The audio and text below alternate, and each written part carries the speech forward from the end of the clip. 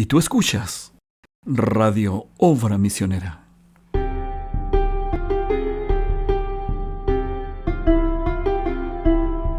Dios te bendiga, querido Radio Vidente. Dios los bendiga a cada uno de ustedes. Estamos muy contentos iniciando una nueva edición de este programa, nuestro programa, un muy querido programa que da una mirada a la historia a través de la Biblia. Sea cada uno de ustedes bienvenidos a Nuestro Mundo.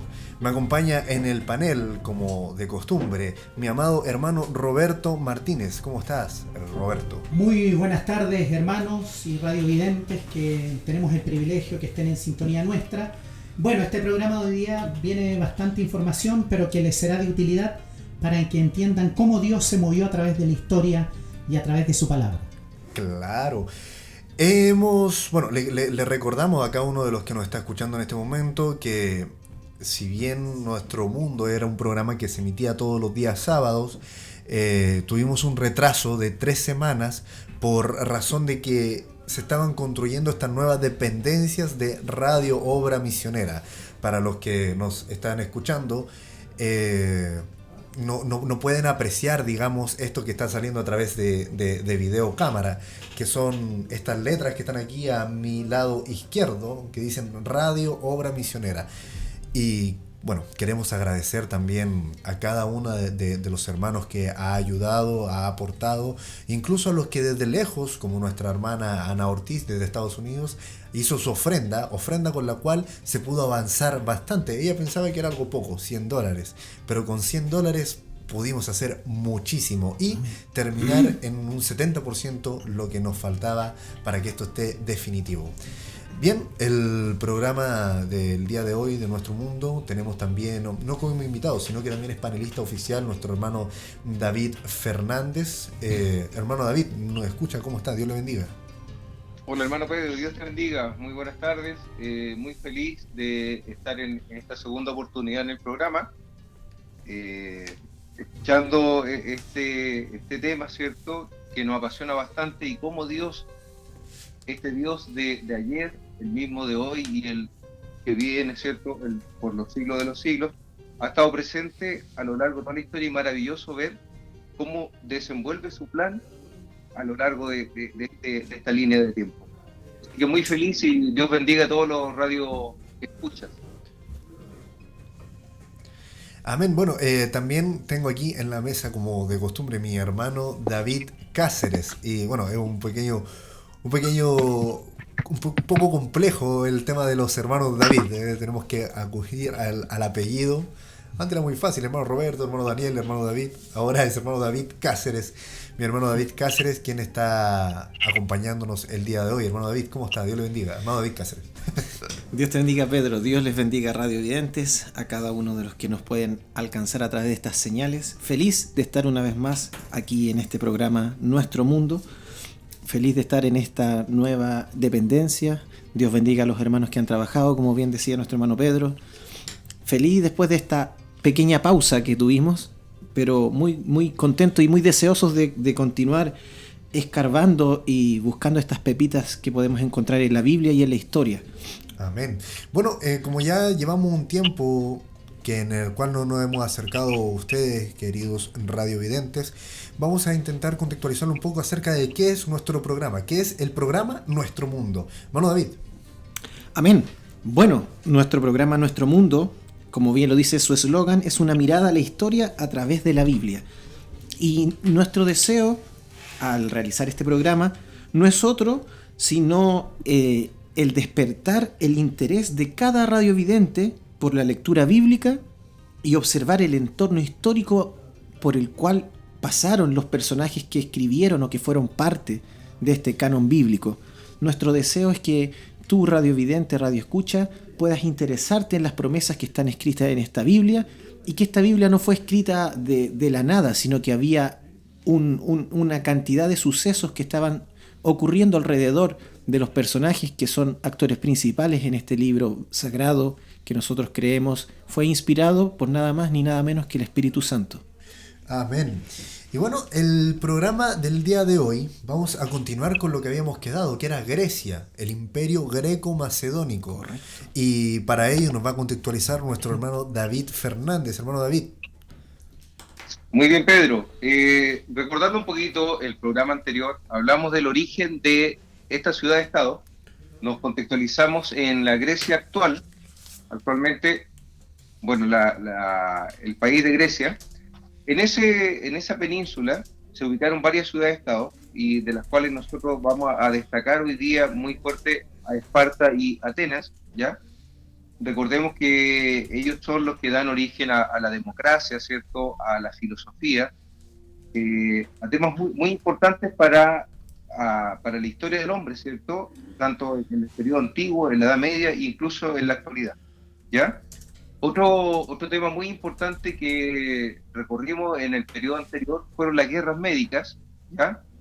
En las cuales Grecia se enfrenta a este magno poder que es Persia, y que lamentablemente para los persas, ¿no?, en ambas oportunidades fueron derrotados por estas ciudades-estado griegas. Bien, lo que genera en ellos, en los griegos, un poder, ¿cierto?, en este sector de la península, el cual no había sido visto antes y no tenía parangón con el imperio persa. Bien, así que esto fue como lo último que estuvimos viendo. Y otro tema muy importante que lo pasamos rápidamente fue la guerra del Peloponeso, ¿ya? La guerra del Peloponeso, lo comentamos en el programa anterior, fue una guerra que enfrentó a dos ligas, la Liga de Delos y la Liga del Peloponeso. Y cuando hablamos de la Liga de Delos, estamos hablando de Atenas principalmente, y la Liga del Peloponeso estamos hablando de Esparta. Esta fue una lucha que desgastó profundamente a esta ciudad-estado griega, ¿ya? Además hablamos de un poco de filosofía también, hablamos de los sofistas, hablamos de Sócrates, de Platón y de Aristóteles, quien fue el profesor, por decirlo de alguna manera, el tutor de Alejandro Magno. Bien, Claro. eso es, yo puedo hacer un breve resumen, Pedro, del programa anterior. Disculpa, en el programa anterior, bueno, hablamos de las guerras médicas, sí, y no hablamos mucho acerca de las grandes batallas que ocurrieron en las guerras médicas. Estamos hablando de la batalla de Maratón, la batalla de las Termópilas y la batalla de Salamina, ¿no? Correcto.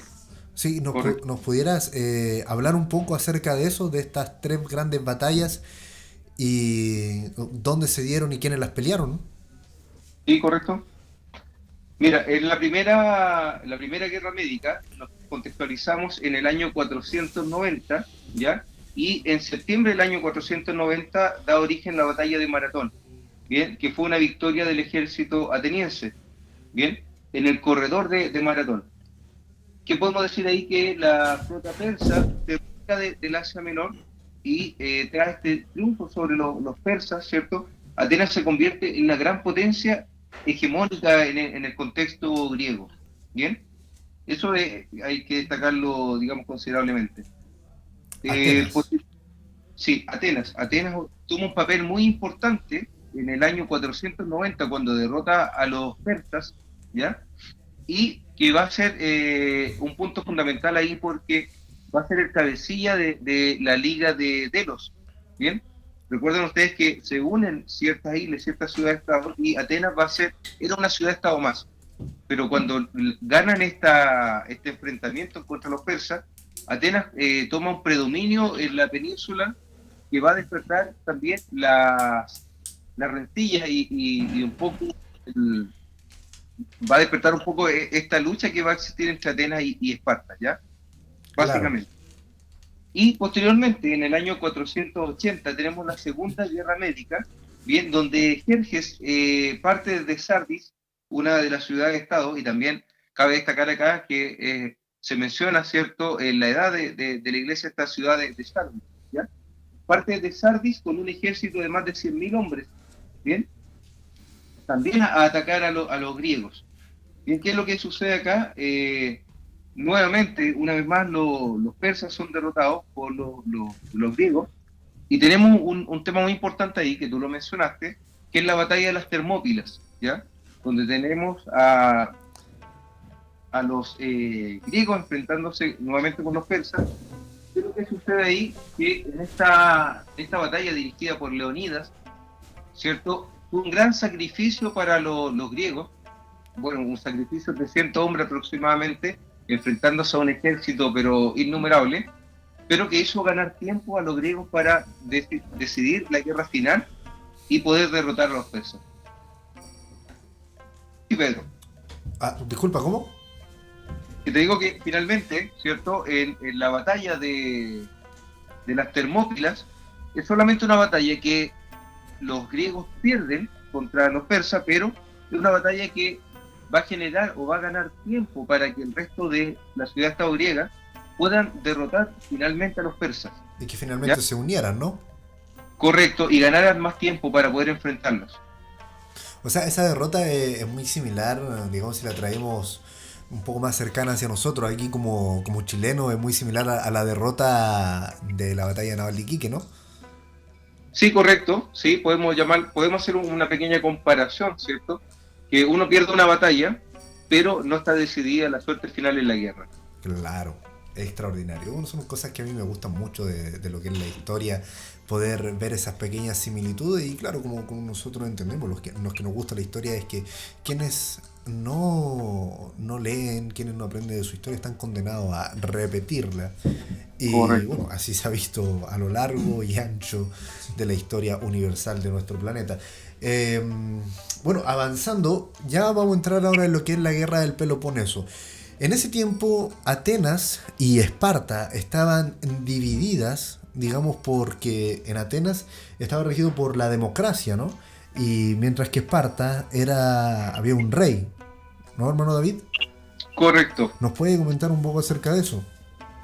Mira, cabe destacar acá dos cosas. Uno, que los atenienses ya estaban conformando este concepto que hoy día nosotros conocemos como democracia, ¿ya? Ajá. Y los espartanos están consolidando otro concepto, que también lo vamos a ver a lo largo de la historia, que es la oligarquía. ¿Bien? La oligarquía, si nosotros nos vamos al origen de las palabras, es el gobierno de unos pocos, ¿ya? Claro. Y la democracia es el gobierno del pueblo, ¿ya? Pero no de cualquier pueblo, sino que de quienes eran ciudadanos en Atenas. Y en Atenas, claro, existía eso, que no existía por ejemplo, en Persa, en el Imperio Persa no existía, los ciudadanos libres, gente libre. Correcto. Entonces, estos ciudadanos, estas personas libres que tenían derecho a participar de la política y de la democracia en sí, era algo distinto al resto de lo que estaba sucediendo en el mundo en ese minuto. Bien, tenemos que es un pueblo que está desarrollando una forma de gobierno que va a ser heredada por nosotros incluso en la actualidad. Claro. Valga las diferencias, pero va a establecer una base política de la cual nosotros vamos a usar bastante en estos últimos 200 años, por decirlo de alguna manera. Claro, y bueno, entonces, ¿cómo es que llegamos del año 490, del periodo de las guerras médicas, a la guerra del Peloponeso? ¿Y qué es la guerra del Peloponeso, hermano David? Ok. Mira, lo último que vimos es que entre ese lapso, entre las guerras médicas y las guerras del Peloponeso, Atenas toma un papel predominante en la península griega, y se va a vivir que lo tocamos en algún minuto, el siglo de oro de Pericles. Recuerda que Claro. Atenas va a crecer arquitectónicamente, culturalmente, filosóficamente, hay un florecimiento cultural, económico, político, arquitectónico, ¿ya? Y esto va a causar que, por otra parte, en el norte de la península, en Esparta, que tenemos toda una forma distinta de ver la vida, de ver la política y todo, va a generar esta lucha entre estas dos ciudades-estados principales, ¿ya? Y ¿qué es lo que hay estas pequeñas rencillas, ¿cierto?, entre Esparta y Atenas, que finalmente las vamos a ver consolidar la guerra del Peloponeso, la guerra de este sector, ¿cierto?, que va a enfrentar a las dos grandes ligas, ¿ah?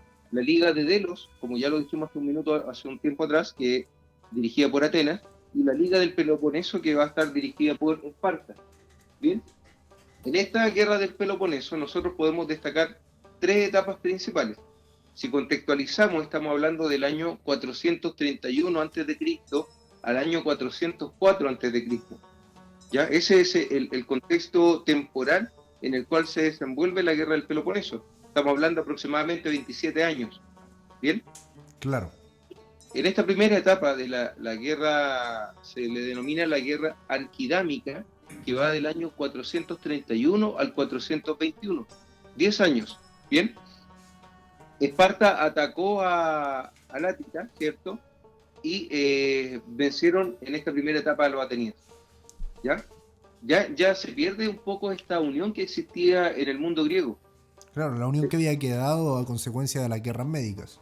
Sí, si recordamos nosotros y volvemos al pasado, se generó todo un sentimiento helénico, un sentimiento de unión, un sentimiento griego, de unidad política, militar y también económica, ya que los va a distinguir de los griegos, y se consolida este sentimiento griego.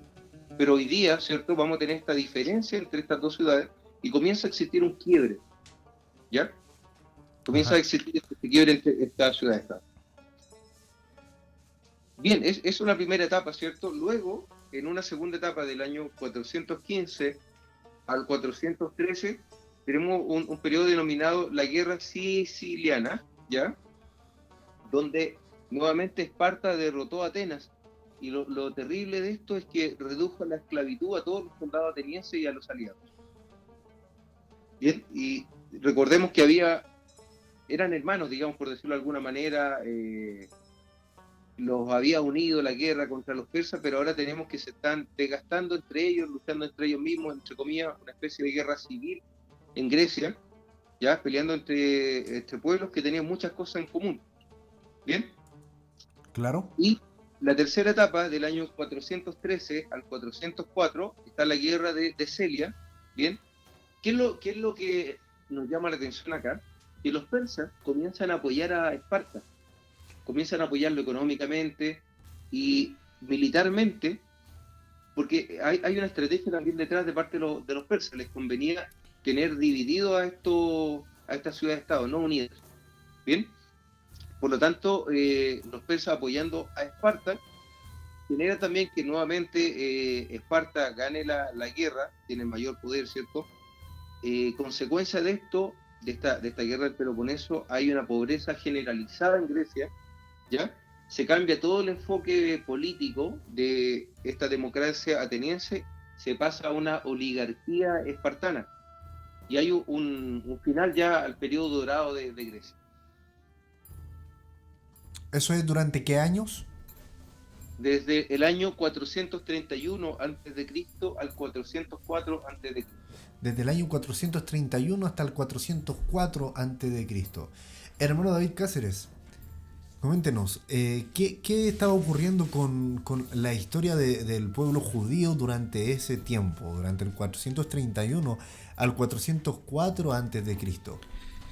Bueno, hermano Pedro y radiovidentes, durante ese periodo, si bien nos estamos enfocando netamente en Grecia, para observar al pueblo judío debemos ampliar un poco más el prisma y recordar que el imperio reinante durante ese periodo seguía siendo el imperio persa, el imperio medo-persa. Entonces, los judíos seguían bajo el alero o subyugados bajo este imperio, el imperio persa. Durante ese tiempo, que era el reinado del rey Artajerjes, podemos observar en el canon bíblico los siguientes libros: Nehemías y Malaquías. Nehemías, ¿quién era Nehemías? Nehemías era el copero del rey Artajerjes, el cual obtuvo la instrucción de continuar el trabajo realizado por Esdras. ¿Cuál trabajo? La reconstrucción de los muros de Jerusalén. El imperio persa, a diferencia del imperio babilónico, el imperio babilónico realizó el trabajo de llevarse cautivo al pueblo hebreo por mandato de Jehová.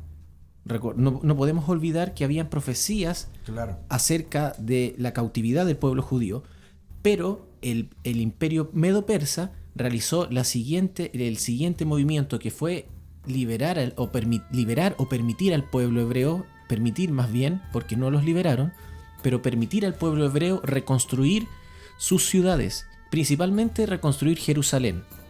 Y esa instrucción primero se la dieron a Esdras y a continuación a Nehemías. ¿Quién era Nehemías? Como bien había dicho antes, era el copero de Artajerjes. Nehemías condujo la segunda oleada de judíos hacia Jerusalén para la reconstrucción de los muros de la ciudad. Y también podemos apreciar el libro de Malaquías. ¿Cuál es la importancia de Malaquías? Que fue el último profeta del Antiguo Testamento. Y bueno, los historiadores no tienen claridad, no hay claridad absoluta o certeza absoluta del tiempo en el cual Malaquías tuvo su ministerio. Pero podríamos aseverar con casi gran exactitud que Malaquías vivió durante el tiempo de Nehemías. Mientras Nehemías dejó la ciudad de Jerusalén y fue a la corte persa, apareció Malaquías. ¿Cuál es la importancia de Malaquías? Que Malaquías nos presenta profecías sobre la visión y la conducta del pueblo judío, un pueblo que ya había dejado a su Dios, un pueblo que había olvidado su primer amor, por así decirlo, un pueblo que en los primeros capítulos de Malaquías pregunta: ¿en qué nos amaste? Un pueblo judío que ya se había olvidado de la esencia de lo que significaba ser adoradores. Ellos, todos sus sacrificios, todos sus holocaustos eran netamente mecánicos. Ya no había corazón en lo que ellos realizaban, y por lo tanto Jehová inspiró a Malaquías a profetizar contra esa forma de vida. Eso era lo que estaba ocurriendo para los judíos, con la historia de los judíos, durante estos periodos que nosotros estamos visualizando del mundo secular, de la historia de universal. Correcto. Digamos, lo que estaba pasando con Grecia. Y bueno, también para contextualizarlo un poco, nosotros hemos venido desde hace algunos programas partiendo por los 4 grandes imperios bíblicos.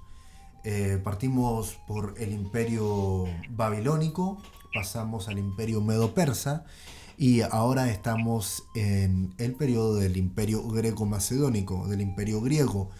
Y bueno, y esto que estamos haciendo nosotros ahora de contextualizarlo con la historia bíblica es precisamente para eso, para que ustedes tengan una visión general, una visión un poco más amplia acerca de a qué se refiere cada uno de estos episodios históricos. Bueno, antes de continuar con el programa y entrar ahora de lleno en lo que vendría a ser la etapa del comienzo de la vida de Alejandro Magno, digamos de su padre Filipo II en Macedonia, los dejaremos escuchando una canción en nuestro corte musical. Así que Dios les bendiga.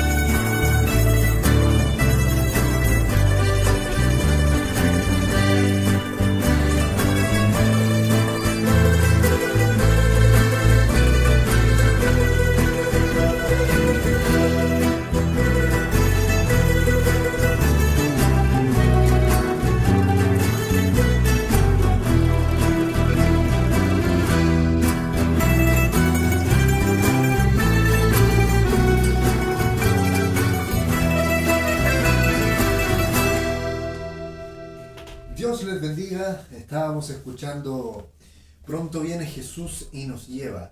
Y como este es un programa donde nosotros nos dedicamos a recordar la historia y a analizarla a través de la Biblia, nunca está de más recordar en los tiempos en los que estamos viviendo y que pronto nuestro Señor Jesucristo ya está viniendo. Es una venida inminente. Amén. Él está acá, así que más vale aparejarse. Amén. Bien, estamos de vuelta aquí en nuestro programa. Tenemos al aire a nuestro hermano David Fernández, ¿verdad? ¿Cierto? ¿Nos escucha? Sí, Pedro, acá escuchando y disfrutando de esta bella alabanza. Amén, gloria a Dios. Bien, continuando con lo que habíamos quedado, estábamos terminando ya con el periodo de la guerra del Peloponeso o estábamos a la mitad de la guerra del Peloponeso. Hermano David, usted continúa. Sí, estábamos terminando con la guerra del Peloponeso y viendo esta parte final donde va a aparecer Alejandro Magno, ¿cierto? Hay aproximadamente casi unos 100 años, o un poco más de 100 años, donde tú te preguntas qué es lo que está pasando con los griegos, ¿bien? Entonces, lo último que vimos es que Esparta toma el poder y en ese periodo surge algo muy, muy conocido que se llama el gobierno de los 30 tiranos. ¿Ah? En el gobierno de los 30 tiranos, Esparta asume el poderío de Grecia y gobierna todo el Peloponeso. ¿Cuándo comienza el periodo de los 30 tiranos? ¿En años? ¿Qué año? 404. 404 Sí. antes de Cristo. Muy bien. ¿Ya? Bien, ¿qué es lo que sucede acá? Hay una serie de hechos particulares. Una cosa muy importante que yo creo lo va a tocar Roberto. En este periodo 404, 403, 399, Sócrates es condenado a beber la cicuta y creo que Roberto ahí lo puede tocar en un ratito más. Hay una serie de batallas, guerras internas entre Grecia. Una de las más importantes, por ejemplo, tenemos en el año 399 al 394 la guerra de Esparta contra Persia, ¿ya?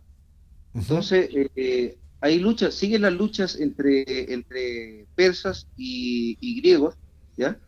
Y va a suceder algo muy, muy interesante acá. Recordemos que Esparta está en batalla contra la Liga de Delos, que es Atenas y el resto de ciudades, y en el año 371 hay una tregua entre Atenas y Esparta, ¿ya? Y surge otra ciudad importante acá, que es Tebas. Tebas comienza a hacer guerra a ambos, ¿cierto? Y comienza a ganar estas guerras. Tenemos la batalla de Leuctra en el año 371, donde vence a los espartanos. El tebano, es un poco complicado el nombre, así que lo voy a deletrear, o sea, leerlo lento. Epaminondas, ¿ya? El tebano Epaminondas adopta una nueva táctica militar que es la línea oblicua, y con esto logra vencer a los espartanos. Es la primera derrota a campo abierto que sufre la infantería espartana, y da comienzo a el fin de Esparta, o a la decadencia de Esparta. ¿Bien? Claro. Ok, entonces en el año 369 hay una alianza bastante extraña acá. Es una alianza entre Esparta y Atenas contra Tebas. Entonces es un poco simpático esto. Recordemos que ambas están en guerras a muerte y ahora se unen para enfrentarse a otra ciudad-estado, que es Tebas. ¿Bien? Bien, bien. Y luego en el año 362 tenemos la batalla de Mantinea, donde los tebanos vencen a los ejércitos de Esparta y Atenas. Bien, entonces fíjate que está surgiendo otra potencia acá en Grecia, que es Tebas. Wow, o sea, una Bien. gran potencia, Tebas, Una gran potencia. venciendo a Atenas y Esparta en la batalla de Mantinea. La batalla de Mantinea. Correcto. Pero estos ejércitos son como una flor, por decirlo de alguna manera. Bien, crecen rápido y mueren rápido. Epaminondas muere en la batalla y ya comienza el fin de la época tebana. Entonces es muy rápido el auge de este poder. ¿Bien? Claro. ¿Qué es lo que pasa ahí? Esparta rehúsa adherirse a una paz conjunta. ¿Ya? La paz fue solamente por el interés de defenderse contra Tebas. No quiere seguir en paz con Atenas. Por lo tanto, no se rehúsa a adherirse a esta paz conjunta, y la Liga de Delos se debilita y queda a merced de un nuevo Estado. Y acá ya entramos de lleno a nuestro tema. Queda a merced del Estado macedónico. Y Macedonia no apareció en ningún minuto en todo este tiempo que hemos analizado, Pedro. No. Para nada. Está por ahí aislado y comienza a tomar un papel predominante e importante en lo que resta de este estudio que estamos realizando. Bien. Claro. Macedonia es un país bárbaro entre comillas, ¿cierto? Para lo que entendían los atenienses de lo que era una diferencia entre un país bárbaro y civilizado. Bien, para ellos, todos los que no vivían en democracia y no compartían su cultura eran bárbaros. ¿Ya? Claro. Ok, entonces, ¿quién es el personaje acá importante en Macedonia? No va a ser Alejandro inicialmente, va a ser su padre, que es Filipo II. Filipo II gobierna entre los años 359 al año 336, bien, el Estado macedónico, y este es un reino de carácter hereditario, ¿ya? ¿Qué más podemos destacar? Se constituye no por una fuerza política, sino que por una asamblea de ejército, ¿bien? Entonces está basado netamente en la superioridad militar. ¿Qué es lo que destaca acá?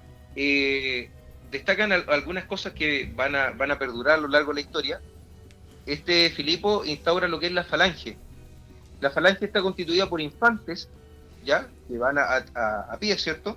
Y estos infantes inicialmente son pastores y campesinos, armados con lanzas bastante largas, que se llamaban zarizas, ¿ya? Bien. Y estos estaban armados y con estas lanzas denominadas zarizas y un pequeño escudo redondo, ¿bien?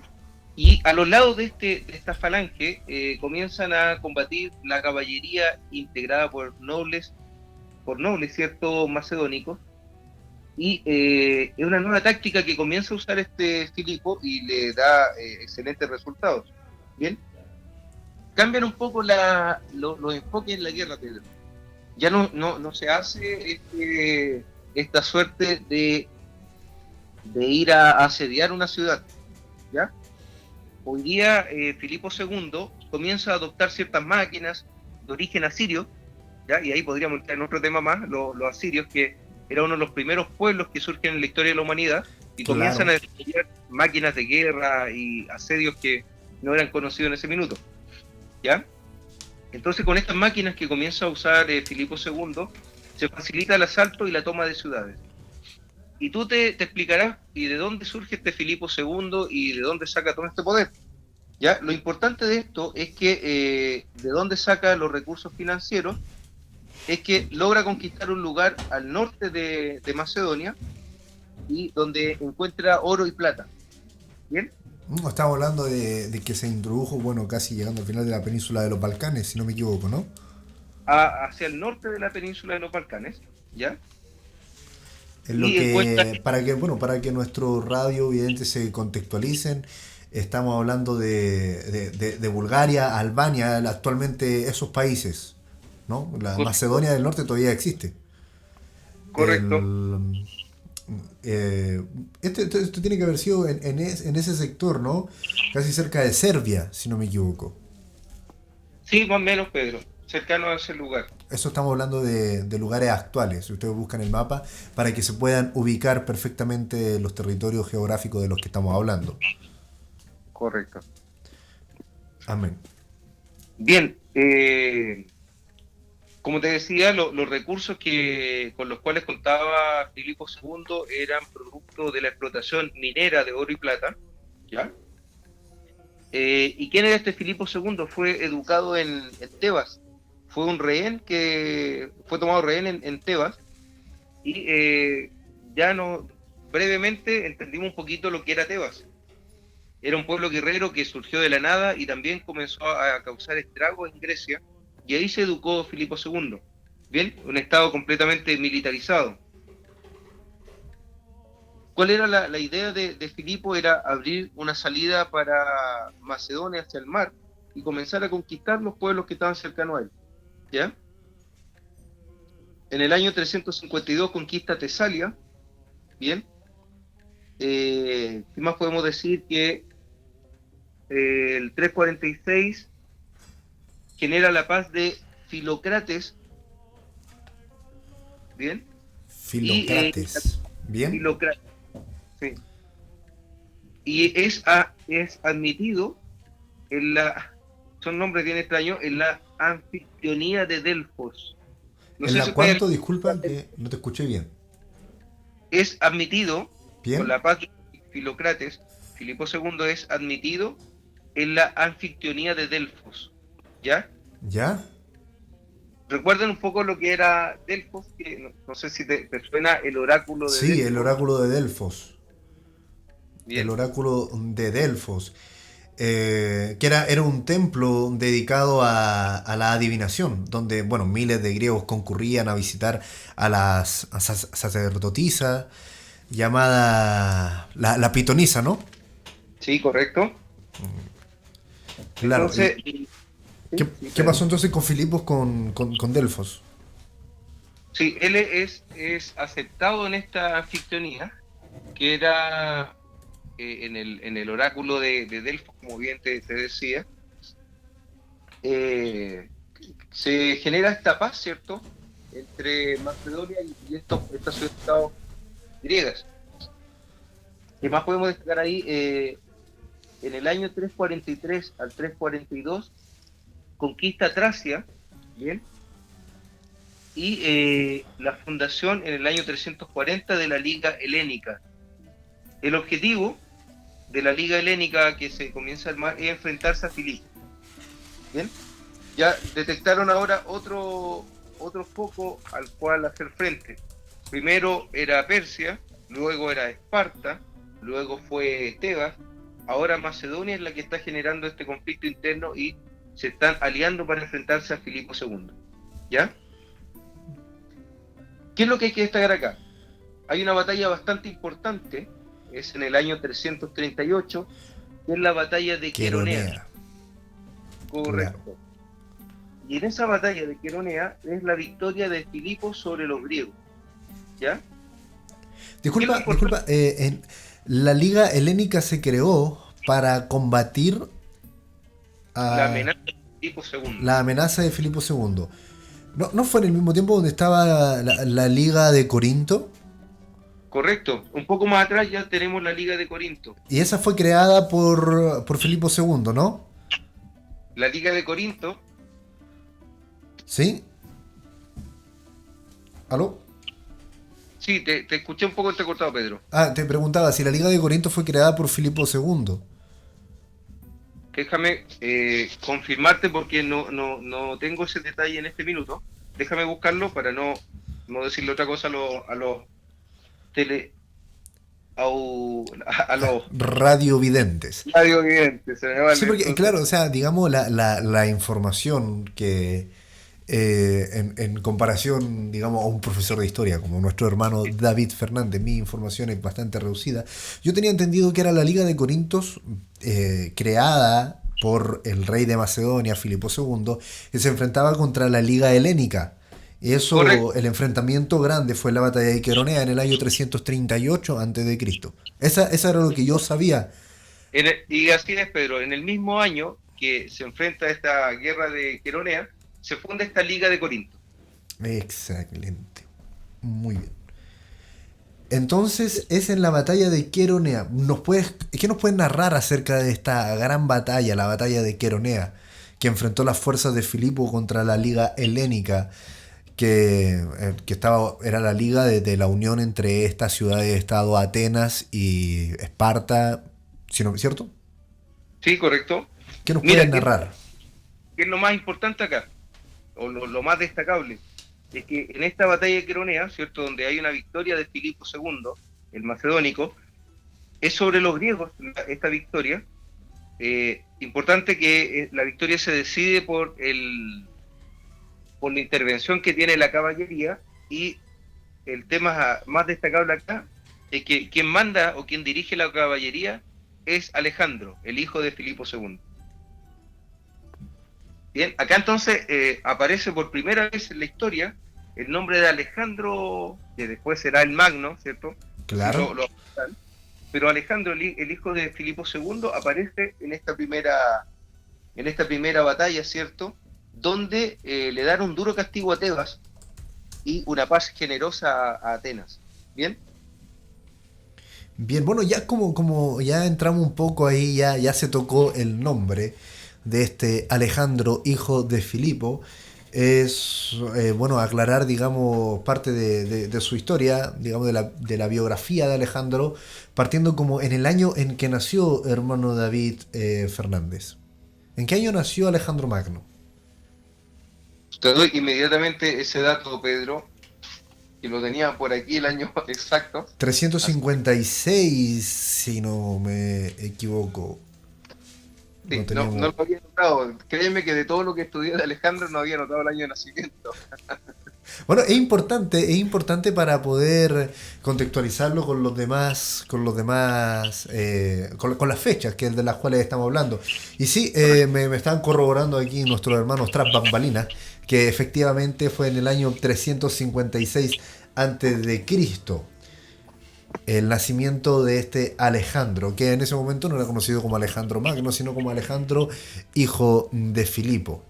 Y bueno, ya entrando de nuevo, volviendo a la batalla, interesante, Alejandro fue quien dirigió las tropas a caballería, las tropas de su padre. ¿Que nos puede seguir narrando acerca de eso, hermano David? Sí, correcto. Mira, volvamos un poquito a la pregunta anterior. ¿Ya? Filipo II, bien, en su relación con Olimpia, que era hija del rey de Epiro, bien, va a nacer de esta relación Alejandro, bien, como bien dice el año 356 a.C., bien. ¿Qué más podemos destacar acá? Alejandro recibió una escrupulosa, dicen los historiadores, educación, y todo lo que recibía ahí eran asignaturas culturales, asignaturas políticas, asignaturas comerciales, físicas, científicas y militares. ¿Bien? Esa fue la educación que recibió Alejandro Magno, y a cargo de dos maestros, ¿ya? Uno de ellos más conocido por todos y el otro no tan conocido, que es Leonidas y Aristóteles. ¿Bien? Leonidas. No el Leonidas que conocemos. Eso hay que aclararlo. Sí, correcto. Tuvo otro personaje que le enseñó a Alejandro y este fue Leonidas. Pero entonces, ¿quién más destaca acá? Disculpe que se escuchó un poco entrecortado. Las clases que se le daban a Alejandro Magno tenían que ver con aspectos netamente culturales y científicos, como la filosofía, me dijo. Sí, culturales, todos los aspectos culturales, ¿ya? Aspectos políticos, o sea, recibió una educación de todo lo que es política, y recordemos que en este tiempo están naciendo todos los conceptos de política. Claro. ¿Qué es lo que es política? Y si definimos política, es el arte de gobernar.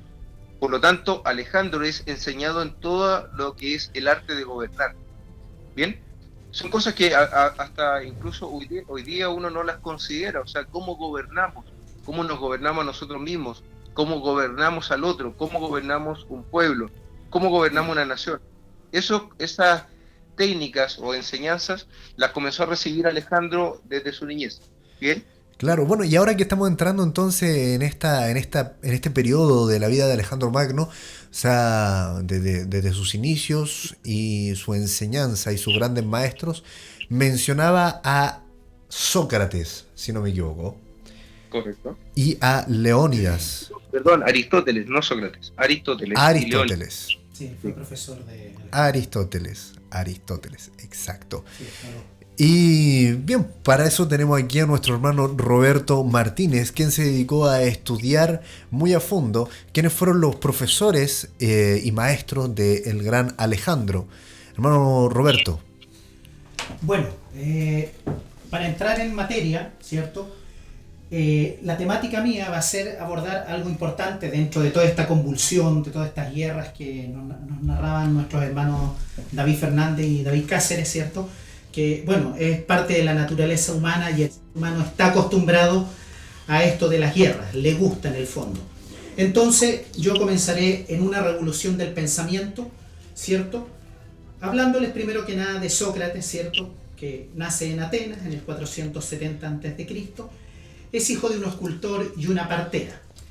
Y en este contexto, ¿cierto? Sócrates no queda ajeno a sus obligaciones militares.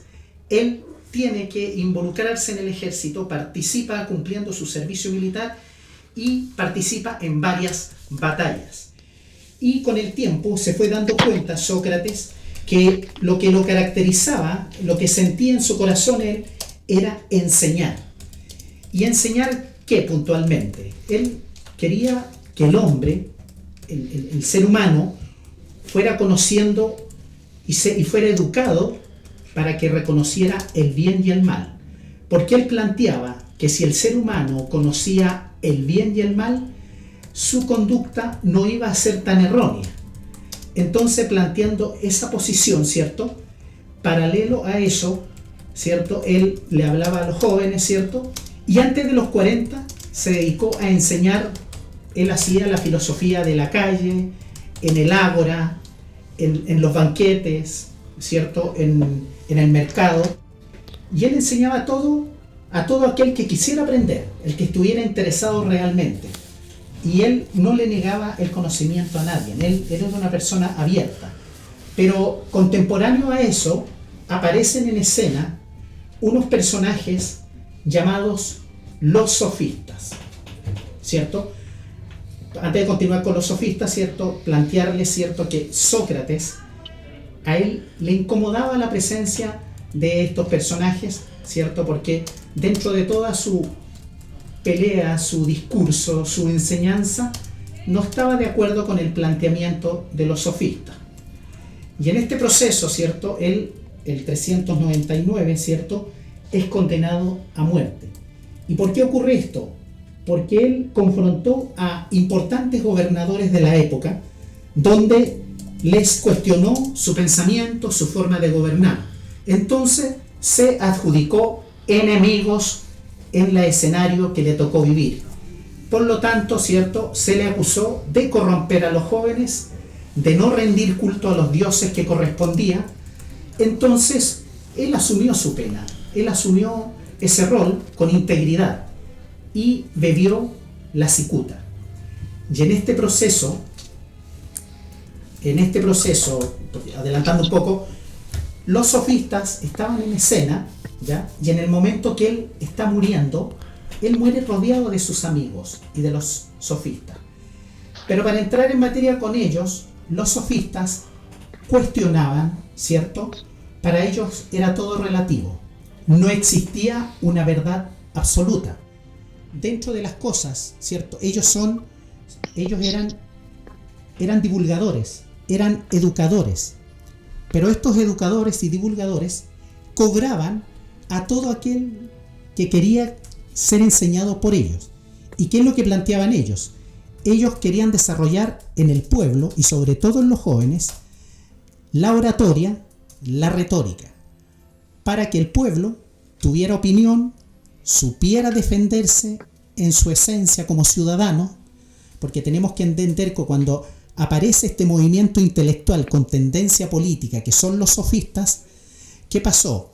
Atenas estaba en un proceso de plena democracia, en la cual la participación ciudadana era esencial en ese momento. Todo ciudadano, ¿cierto?, que quisiera, se podía reunir en las plazas, quería enterarse del momento político que se estaba viviendo y podía cuestionar en su rostro a los ciudadanos. Y en esta formación, los sofistas aparecen en escena, ¿cierto?, y empiezan a enseñarle a los jóvenes el arte de la retórica, del discurso, la oratoria, porque tenemos que entender que en ese entonces no existía el derecho. Por lo tanto, si una persona era acusada de algo, no tenía cómo defenderse. Entonces, estos señores sofistas, ¿cierto?, ellos empezaron a plantear que no existía una verdad absoluta. Dentro de sus planteamientos, ¿cierto?, ellos hablaban del subjetivismo.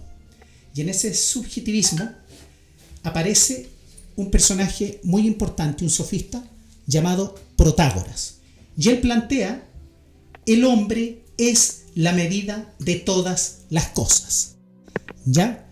O sea, que tu verdad, la opinión que tú tuvieses de tu verdad, la visión que tuvieras del mundo, eso era lo que valía. ¿Ya? No era una verdad impuesta. Por lo tanto, él plantea esto y genera una importante revolución. Porque a eso tenemos que agregar que también existe el escepticismo. Nada se puede conocer con certeza. Ellos no creían en la certeza. O sea, tenemos que entender que estos señores sofistas tenían lejos de su mente el concepto de fe. No lo acuñaron en ningún momento. Y como no lo acuñaron, ¿cierto?, ellos plantearon lo relativo. O sea, usted, ciudadano, su verdad es válida porque tenían una indiferencia moral. Y la indiferencia moral que se planteó en este momento fue en el contexto religioso. O sea, todas las religiones tienen su verdad. Aquí no hay ninguna religión que tenga una verdad absoluta. Y ahí empezaba el debate, y en donde Sócrates se enfrascaba en discusiones con ellos, ¿cierto? Trataba de cuestionar y razonaban ahí, discutían. Pero lo importante dentro de todo este relativismo, ¿cierto? Protágoras trató de entender una cosa. No trató de entender el cosmos, la naturaleza, nada. Solo se preocupó en entender la conducta humana y su diversidad, sus procesos, sus cambios. Entonces, en ese contexto, ¿cierto?, yo les comparto, por ejemplo, les decía anteriormente, los sofistas cobraban por enseñar y sus enseñanzas se dirigían básicamente a quienes deseaban conocer el arte político. Entonces, en aquellos años, cuando se empieza a desarrollar la política, había que ser experto en la oratoria, saber dirigirse a la gente, saber persuadirla de un tema, de un programa, de una promesa. Entonces ellos, con firmeza, para todo aquel que tuviese el dinero y quisiese ser instruido por los sofistas, le pagaban, y eso es lo que en el fondo le molestaba a Sócrates, porque, como mencionaba antes, Sócrates hizo la filosofía de la calle, la filosofía de compartir con el pueblo, con el ciudadano común. No la hizo a nivel académico. De hecho, tenemos que recordar que Sócrates no alcanzó a escribir ningún libro. No escribió ningún libro, pero el legado potente de su filosofía y todo lo que conocemos de Sócrates lo acuñó Platón, su alumno preferido y su discípulo directo, Platón. Entonces Platón toma esto, lo valoriza, pero Platón, en este contexto también, él empieza a desarrollar, ¿cierto?, todo lo que le había entregado su maestro, empieza a desarrollar lo de los mundos inteligibles y el mundo sensible. Entonces, en eso, ¿cierto?, que en programas más adelante podemos explicarle, porque no en minutos no podemos hacer toda la clase de filosofía, pero explicarles que, como Protágoras planteó, el hombre es la medida de todas las cosas.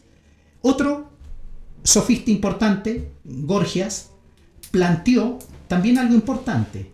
La palabra es un poderoso soberano que, con un cuerpo pequeñísimo y completamente invisible, lleva a cabo obras sumamente divinas. Entonces, aquí podemos poner atención respecto a lo que Gorgias está planteando, que a pesar de su relativismo, de cuestionar las verdades, podía admitir algo, que el poder de la palabra hablada, ¿cierto?, en el contexto oratorio, escrito, a través de la historia de la humanidad, entendemos que tiene un poder. Entonces, como estábamos viendo así a grandes rasgos, Sócrates, por ejemplo, creía que la verdad no puede enseñarse. No cobraba por enseñar y hablaba con cualquier ateniense o persona que quisiera aprender. Entonces, Sócrates, en esta convulsión, en esta discusión que tenía con los señores sofistas, ¿cierto?, desarrolla algo muy novedoso llamado el método socrático mayéutica. Y mayéutica viene de máuticos, que es parto, ¿cierto? Entonces él acuña este concepto porque su madre era una partera, ejercía, ¿cierto?, ayudaba a traer bebés al mundo, Y en ese contexto, él desarrolla esta habilidad de que dialogaba con el alumno. Y una cosa, Sócrates él no se consideraba alguien que transmitía información y el otro receptor tenía que llenar su cabeza, no. Él, a través del método socrático, ¿cierto?, donde dos personas dialogan, consistía entre preguntas y respuestas. Y en esas preguntas y respuestas, él lograba que su discípulo descubriera en sí mismo que él tenía la teoría, él tenía la verdad. Porque a través de este método, Sócrates nos enseña algo. Entonces podemos entender que la filosofía no es todo soberbia. Tenía su lado modesto, humilde, como podríamos decir. Y él tenía claro algo. ¿Cuál era? Hacía ver a su alumno a través de la mayéutica que en el fondo no sabemos absolutamente nada. Entonces llevaba y enfrentaba al discípulo para que en él descubriera la verdad, ¿cierto? Y naciera algo, ¿cierto? Una vez que este parto se llevaba a cabo, que el discípulo lograba descubrir que en él estaba la verdad, aparecía un concepto muy importante que se llama aletia.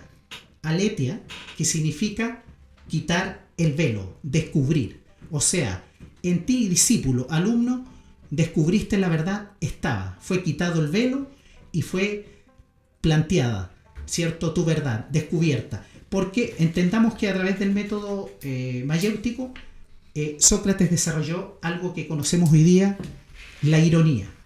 Entonces, ¿cierto?, llegaban a Sócrates y le preguntaban, ¿tú sabes qué es la verdad? Entonces él decía, no, en realidad no, pero conversemos, ¿qué piensas tú? Aquí estamos. Y empezaba un diálogo muy fructífero, porque él le gustaba ayudar. Y le gustaba ayudar a los alumnos, ¿ya? A través de la ironía desestructuraba la idea que podía traer el alumno, ¿cierto? Entonces, el interlocutor entendía su realidad y obviamente se iba con ese descubrimiento y esa alegría en sí mismo. Entonces, en virtud del tiempo, ¿cierto?, entender que estos señores sofistas son muy poderosos en ese momento. Ahora, claro, para poder escucharles y aprender su enseñanza había que tener plata. Entonces, en el contexto de nuestra realidad como creyentes, ¿cierto?, un profeta en esta edad nos habla que uno de los grandes sofistas, ¿cierto?, que aquí yo se los puedo compartir de la exposición de las 7 edades de la iglesia. Él dice, Satanás es el sofista más grande que jamás ha habido. Él nunca ha sido vencido en una contienda de palabras. Entonces, tenemos que entender que dentro de la realidad que le tocó vivir a estos señores sofistas, fueron creando agnosticismo, ¿cierto?, cuestionar las verdades, y hoy en día podemos ver hecho realidad este asunto de los cuestionamientos, de lo relativo, del agnosticismo, de que creo, no creo, puede que no sea, pero es que el libro, la Biblia la escribieron hombres, y así empieza toda esta cuestión. Pero esto como para que ustedes, amigos y hermanos radiovidentes, tengan en antecedentes que hubieron hombres que plantearon esto primero. Lo plantearon de tal manera, con tal eficacia, pero también hubo un lado humilde.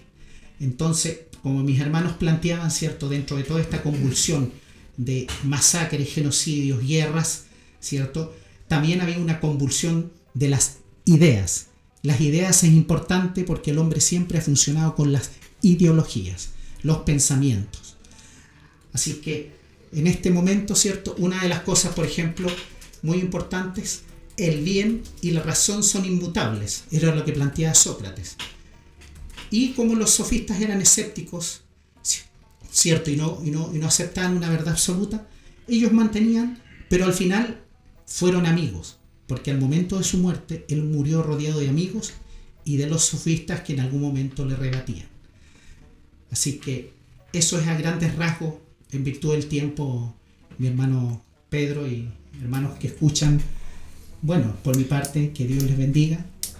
Bueno, claro, estábamos escuchando ahí más que la historia, más o menos un poco, digamos como un 1% Sí. de la historia de la filosofía. ¿Y cuál sería su impacto en lo que debemos analizar en la vida de Alejandro Magno? Ahora, bien, continuando con lo que estábamos, hermano David Fernández, ¿me escucha? Sí, ¿Aló? correcto. Sí, escucho clarito. Excelente, excelente. Bueno, continuando con lo que en lo que habíamos quedado era en la batalla de... se me fue la palabra. La batalla de Queronea. Alejandro, ¿cuántos años tenía en esa batalla?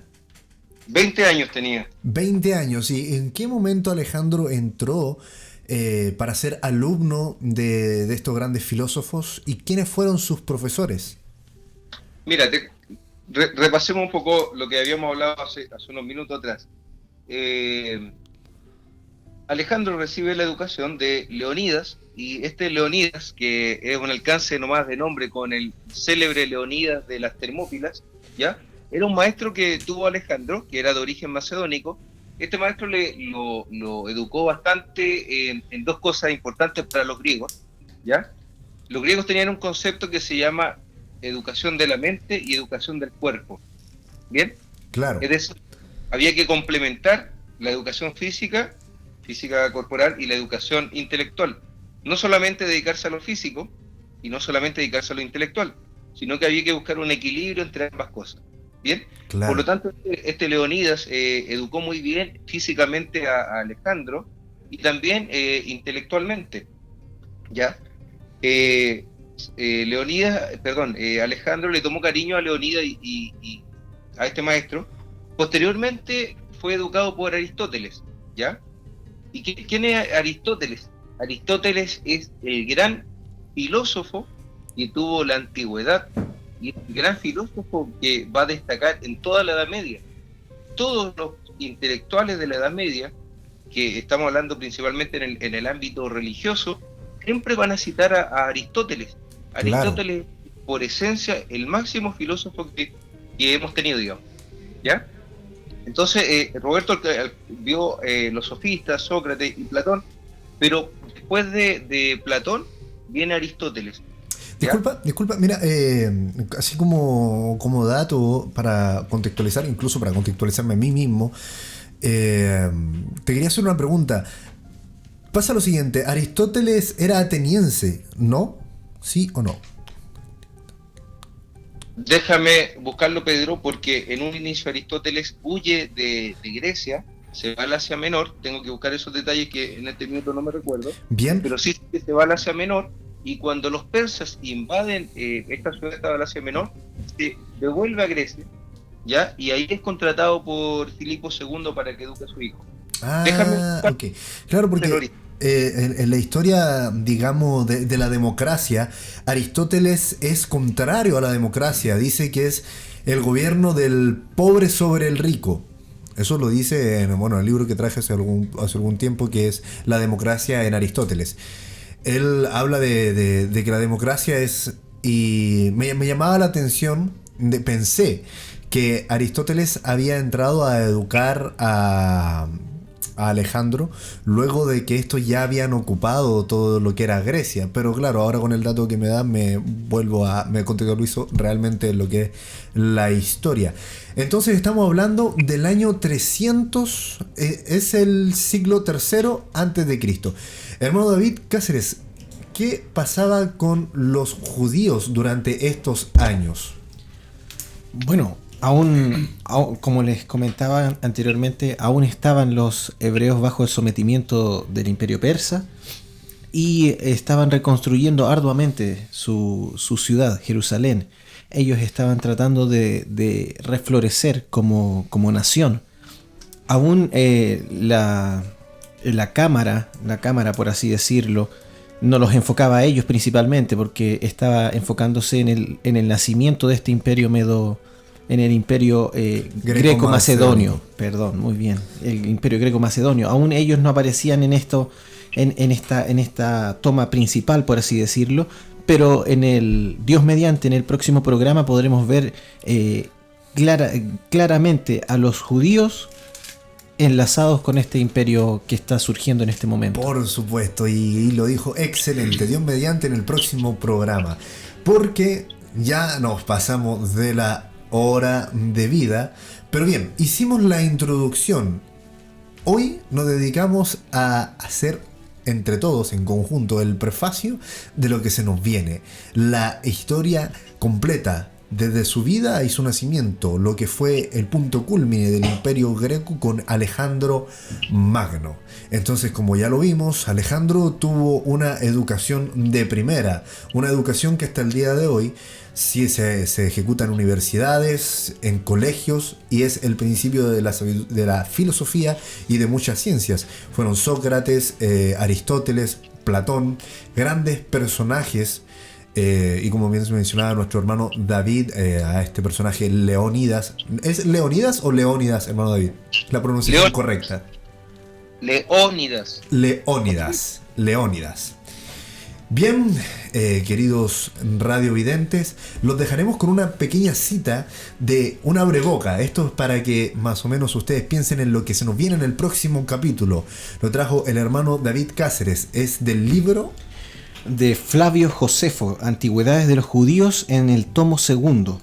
Pero, Pedro, no puedo dejar pasar esta oportunidad para recordar que estamos viendo desarrollarse en esta gran trama dos grandes fuerzas en esta trama histórica espiritual. Nunca podemos dejar pasar por alto eso. Y el profeta dice en el mensaje, oyendo, reconociendo, actuando en la palabra de Dios, dice: ahora nosotros completamente sabemos, y escudriñando las escrituras día y noche, y quienes leemos nuestros periódicos y oímos los comentadores de noticias, que este mundo está ahora en el agarre de dos grandes fuerzas espirituales, y ambas son fuerzas religiosas. Ahora, estas fuerzas no partieron en este tiempo, sino que partieron desde el comienzo de la historia, y las estamos viendo desarrollarse en este momento. Quizás nunca con tanta claridad como al desarrollar y exponer este tema que estamos viendo de esta tercera bestia, el Imperio Greco-Macedonio. ¿Por qué lo digo? Porque esta bestia se caracterizó por tener una influencia intelectual, principalmente intelectual. Quizás las otras bestias ya fueron de otra manifestación, pero en este momento estamos viendo una manifestación intelectual que más adelante podremos ver desarrollarse como una trama que va a entrelazar incluso a la misma iglesia primitiva. ¿En qué? En el helenismo y otras doctrinas que comenzaron a minar esta iglesia primitiva. Pero para hacer el cierre, que el abre boca del próximo programa, paso a leer el libro Antigüedad de los Judíos, tomo 2, de Flavio Josefo. Y dice así: Alejandro, al contemplar desde lejos a la multitud con vestidos blancos, a cuyo frente iban los sacerdotes con túnicas de lino, y el pontífice con su vestidura de color de jacinto tejida con oro, con la tiara en la cabeza y la lámina de oro en la que estaba escrito el nombre de Dios, se acercó solo y, antes de saludar al sacerdote, veneró este hombre. Todos los judíos entonces a una voz saludaron a Alejandro y lo rodearon. Los reyes de Siria y los restantes se admiraron y sospecharon que Alejandro había perdido el espíritu. Parmenio fue el único que se le acercó y le preguntó qué pasaba, que mientras todos lo adoraban a él se inclinaba frente al gran sacerdote de los judíos. No lo adoré a él, dijo Alejandro, sino al Dios cuyo sumo sacerdocio ejerce. Lo vi en esta forma en sueños y me exhortó a que no dudara y que procediera confiadamente, y que él conduciría mi ejército y me entregaría el imperio de los persas. Por esto, puesto que a ningún otro vi en esta forma, ahora recordé la aparición y la exhortación. ¡Wow! Extraordinario. Entonces tú dirás, bueno, si estábamos hablando de que recién Alejandro estaba peleando en Grecia, ¿qué hace en Jerusalén, cerca del territorio de los hebreos, de los judíos? Y es exactamente eso de lo que estaremos hablando en nuestro próximo capítulo, porque a esas alturas Alejandro Magno ya era rey de Macedonia y estaba dirigiendo el imperio greco-macedónico hacia el punto culmine de su imperio. Este ha sido el programa del día de hoy. Damos gracias a todos los que nos estaban escuchando. Un cariñoso saludo. Hermano David, muchas gracias por estar con nosotros a través de la vía telefónica. Dios les bendiga a cada uno de ustedes. Esto ha sido Nuestro Mundo. Dios les bendiga. Dios les bendiga. Los bendiga, Pedro.